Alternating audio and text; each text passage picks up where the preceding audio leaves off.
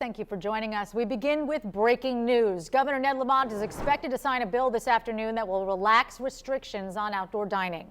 This will let local restaurants expand service to their customers outside. 6:06 now. U.S. population growth is at a record low, and COVID is the reason.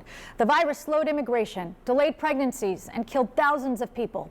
The Census Bureau says the U.S. grew only by 0.1%. Happening today, the State House of Representatives expected to vote on the highly controversial bill ending religious exemptions for school vaccines. Mayor de Blasio says no more shutdowns. He says he can't see schools and businesses closing again. De Blasio's successor, though, Eric Adams, announcing that he's postponing his inauguration ceremony. It was set for January 1st at King's Theater in Brooklyn. AAA says more than 100 million people will be driving, more than 6 million will be flying, and about 3 million are booking buses, trains, and cruises. And with people hitting the roads today, police want to make sure you get to your destination safely. And Governor Ned Lamont also pledging to do everything he can to keep our Connecticut school buildings open as COVID numbers continue to rise. How much do you trust social media with your personal information and data? A new poll from the Washington Post says there's a lot of distrust around certain apps right now. About 70% say they don't trust Facebook. More than half say Facebook has a negative impact on society. Meantime, almost 65% say they distrust TikTok, 60% for Instagram, and more than half for WhatsApp. Now, companies like Amazon, Apple, and Microsoft did slightly better here in this poll. Breaking news out of California right now, where multiple people have been killed, many others injured in a shooting at a San Jose rail yard.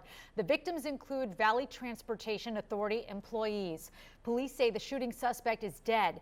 This is developing news right now. We will bring you more information on this fatal shooting out of California as we continue to follow updates. Well, later this week, the CDC is meeting to talk about lifting the pause on using the Johnson & Johnson vaccine. Last week, U.S. health officials began investigating reports of rare blood clots in people who got the same vaccine. Nearly 7 million doses were given out prior to the pause, and Dr. Anthony Fauci predicts that the vaccine will make a comeback.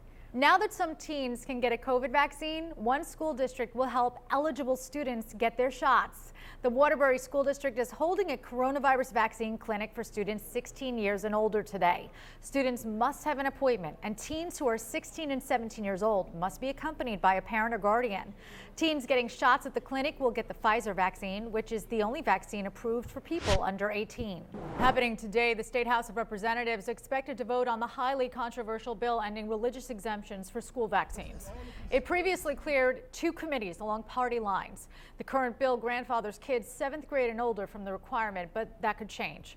Other changes may be announced as well. Lawmakers who support the bill say more kids are claiming religious exemptions in the past decade. We will continue to follow this story throughout the day and bring you more on the vote when it happens. Tune in to News 12. More opportunities for people in Norwalk to get vaccinated against COVID-19. Starting today, the state's mobile vaccine vans are in the city. News 12 Connecticut's Lauren Fabrizi is at the main library branch on Belden Avenue with that story. The construction worker fell to his death from up there. He was working on the facade of the building when it all happened. Defense attorneys are urging prosecutors to drop this case, saying the deaths were an accident. Officer Pfeiffer took it upon himself to cold call dozens of people in New Jersey, leaving messages looking for Lopez's daughters until he finally found them. Now take a look at this. This wood post is from the real estate agency for sale sign. This family had just moved into the house on Saturday. So this is how it works. Somebody struggling with addiction can just walk into the Orangetown Police Department, go up to the window, pick up the phone, and ask for help. That cadet has not been seen since 5:30 Friday evening. They say he was supposed to be part of a military skills competition over the weekend, but never showed. Plastic straws are too small to be recycled, so when people throw them out, they end up sitting in landfills for a very long time. A New Jersey Transit police officer helped a homeless man reunite with his children. He hadn't seen them in decades. News 12 New Jersey's Annalisa Klebers in Newark with that story. Jose Lopez left Long Branch for Florida and lost everything, his home, his job, and communication with his loved ones. He returned to New Jersey looking for his daughters. He was down on his luck until a chance encounter with an NJ Transit police officer.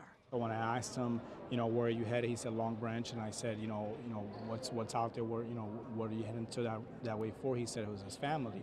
I said, okay, well, if you have their information, I can contact them for you. And he said he didn't have their information. Officer Robles turned to crisis outreach officer Sean Pfeiffer, who got to work looking for Lopez's family. He hadn't seen them in 24 years.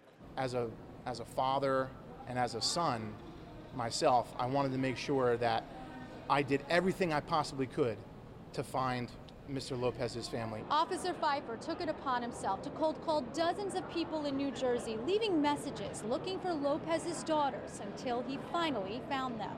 So I called my sister and I'm like, something weird's happening. And I was like, I got a call from the New Jersey Transit Police talking about Dad. I'm like, and she's like, wait a minute, I got the same number.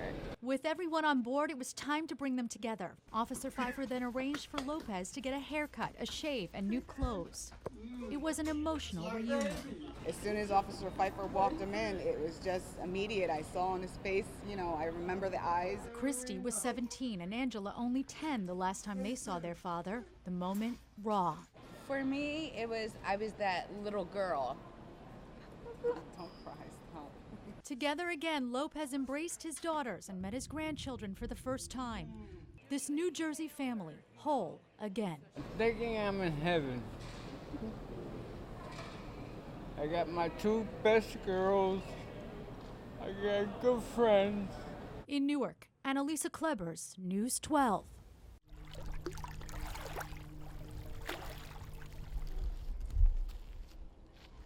Batia Diamond likes to walk along the shore of Calf Pasture Beach in Norwalk. I come down here whenever I can to walk and collect shells or rocks, things that speak to me when I'm walking. What doesn't speak to her is the litter she sees washed up on the sand, plastic bags, and straws.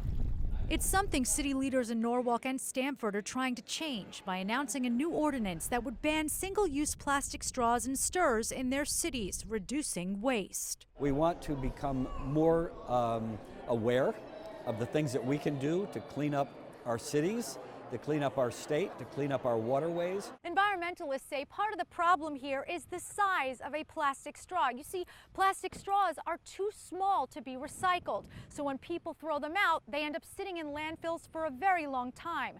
That's because it takes 200 years for a plastic straw to break down. Plastic lives for so long in the ecosystem, and it's so harmful to fish and other wildlife.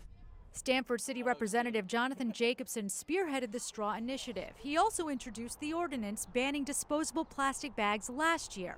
The bag ban goes into effect in Stamford May 3rd. The obvious environmental concerns are well documented. The microfibers in these things break down. They get consumed by the wildlife, which in turn get consumed by people. Representative Jacobson says he hopes the plastic straw ban passes and goes into effect by this fall. In Norwalk, Annalisa Klebers, News 12 Connecticut. News 12 Connecticut's Annalisa Klebers on scene with the latest. Annalisa. The construction worker fell to his death from up there. He was working on the facade of the building when it all happened. Now crews are back at work after the deadly accident that happened here.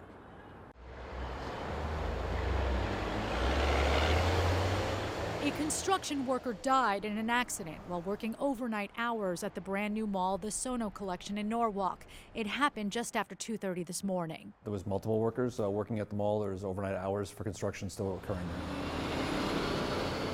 Norwalk police tell us a man was working outside the building when he fell from a significant height. When officers and EMS arrived, they immediately tried to help. They found an individual on the ground on the exterior of the building. They rendered aid to that individual. The construction worker was taken to Norwalk Hospital where he died. Brookfield Properties operates the Sono Collection and released this statement saying, "We are heartbroken. Out of respect for the family during this difficult time, we will not be commenting further.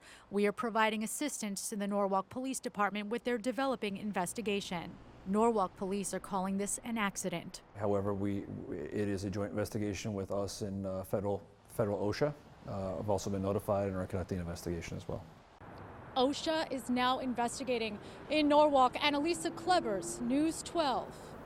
We just saw the new city father, Juan Rodriguez, along with his wife and another relative, solemnly walk into the courtroom here in the Bronx. He's facing charges for leaving his one-year-old twins in a hot car for hours. In July, police say Rodriguez left his one-year-old twins, Luna and Phoenix, strapped in their rear-facing car seats for 8 hours while he was at work.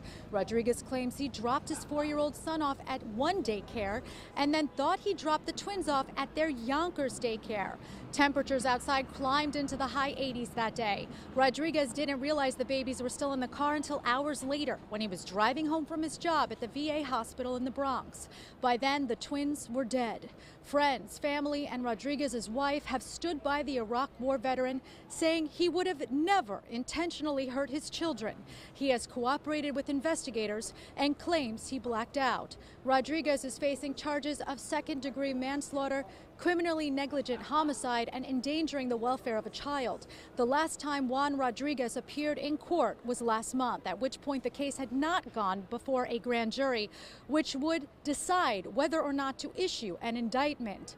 Defense attorneys are urging prosecutors to drop this case, saying the deaths were an accident. In the Bronx, Annalisa Klebers, News 12.